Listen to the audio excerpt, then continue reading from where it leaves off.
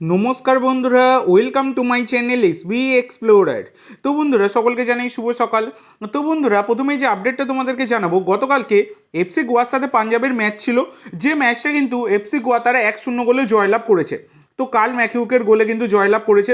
কিন্তু ব্যাপারটা হচ্ছে, কালকের ম্যাচটা তোমরা যদি দেখো, তাহলে কিন্তু এফসি গোয়া যেমন জয়লাভ করলো, পাঞ্জাবের কাছে কিন্তু কালকের ম্যাচটা যদি জিততে পারতো তাহলে কিন্তু প্লে অফে যাওয়ার একটা সুযোগ থাকতো। কিন্তু কালকের ম্যাচটা হেরে যাওয়ার ফলে পাঞ্জাব তারা প্লে অফের রেস থেকে পুরোপুরি ছিটকে গেল। তো এই বছরের জন্য প্লে অফের থেকে বিদায় পাঞ্জাবের, এটা কিন্তু একটা পাঞ্জাব সমর্থকদের জন্য দুঃসংবাদ, সেটা বলাই যায়। তো এরপরের যে আপডেটটা তোমাদেরকে দিতে চলেছি সেটা হচ্ছে, তোমরা অনেকেই জিজ্ঞাসা করছিলে যে দাদা আনোয়ার আলীর কি খবর, আনোয়ার আলীর শুনানি নিয়ে সব চুপচাপ কেন, এই বিষয়ে কোনো আপডেট দাও। তো দেখো, তখন কোনো রকম খবর ছিল না, তাই আমি আপডেট দিইনি, আর সেইভাবে তো কিছু হচ্ছেও না, কী বা হবে আপডেট দিয়ে।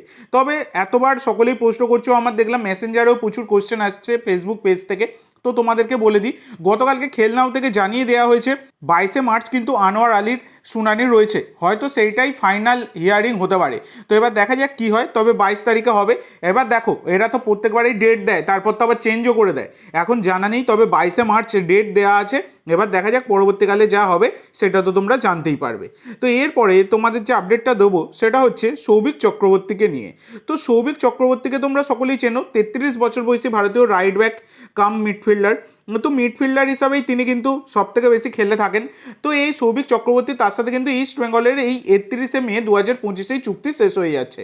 তো এই সৌভিক চক্রবর্তীর ওপর ইন্টারেস্ট রয়েছে মুম্বাই সিটি এবং হায়দ্রাবাদ এফসির। শুধু ইন্টারেস্ট নয়, মুম্বাই আর হায়দ্রাবাদ তারা দুজনে কিন্তু অফার অবধি দিয়েছিল, আমি তোমাদেরকে আগেই জানিয়েছিলাম ভিডিওতে, অনেক দিন আগেই। তো ব্যাপারটা হচ্ছে, কিন্তু দেখা যাচ্ছে যেটা, যে সৌভিক চক্রবর্তী তার সাথে কিন্তু 2 বছর চুক্তি বাড়াতে চলেছে ইস্ট বেঙ্গল।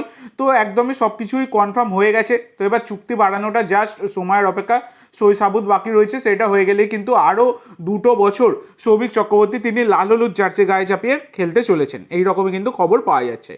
তো এর পরবর্তী আপডেটে যাওয়ার আগে তোমাদের সকলের কাছে আমার একটাই অনুরোধ, যারা যারা চ্যানেলে প্রথমবার এসেছো অবশ্যই সকলে একটা করে সাবস্ক্রাইব করে দিও।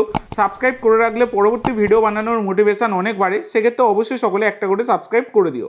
তো পরবর্তী যে আপডেটটা তোমাদেরকে দেবো সেটা হচ্ছে জেসন কামিন্সকে নিয়ে। তো মোহনবাগানের এই তারকা বিদেশি স্ট্রাইকারকে তোমরা সকলেই চেনো।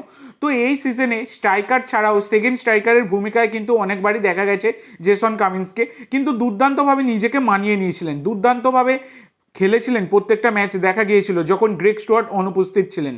তো সেই জেসন কামিন্স তিনি কিন্তু এবার 4টে ইয়েলো কার্ডের জন্য মুম্বাইয়ের বিরুদ্ধে ম্যাচ থেকে বাদ পড়ে গেলেন, যেটা কিন্তু একটা দুঃসংবাদ হলেও মোহনবাগান টিমে অনেক প্লেয়ার রয়েছে যারা কিন্তু ম্যানেজ করে নেবে।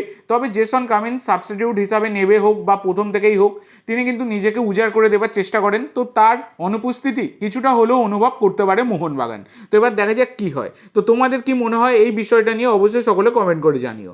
তো এরপরে যে আপডেটটা তোমাদেরকে দেবো সেটা হচ্ছে, একজন প্লেয়ারকে কিন্তু মোহনবাগান টার্গেট করেছে, যাকে পরের সিজনে কিন্তু দলে তুলে নিতে চাইছে, যার নাম হচ্ছে নাওরেম রোশন সিং। তো নাওরেম রোশন সিং হচ্ছেন একজন 26 বছর বয়সী ভারতীয় লেফট ব্যাক ছাড়া তিনি কিন্তু লেফট উইং আর রাইট ব্যাকেও খেলতে পারেন। মার্কেট ভ্যালু 2.2 কোটি টাকা। বর্তমানে বেঙ্গালুরু এফসির সাথে যুক্ত এবং 2026 অবধি তার কিন্তু চুক্তি রয়েছে বেঙ্গালুরুর সাথে। তো মোহনবাগান ডেসপারেটলি কিছু প্লেয়ারকে কিন্তু এই সিজনে, আসছে সিজনে আর কি, দলে তুলে নিতে চাইছে। তো সেখানে কিন্তু নাওরেম রোশন সিংও রয়েছে, কারণ মোহনবাগানের ব্যাকআপ লেফট ব্যাক কিন্তু প্রয়োজন। ব্যাকআপ না হলেও কোনো কারণে যদি সুভাশিস চোট পায় বা অন্য কোনো প্রবলেম থাকে, ফর্মের প্রবলেম হয়, সেক্ষেত্রে তো এই রোশন সিং কিন্তু দুর্দান্ত অপশান কিন্তু হবে।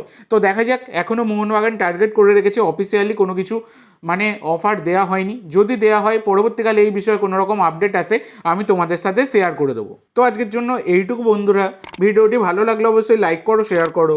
আমার চ্যানেলে প্রথমবার এসে থাকলে চ্যানেলটি সাবস্ক্রাইব করো, আর কমেন্ট করে জানাও ভিডিওটি কেমন লাগলো।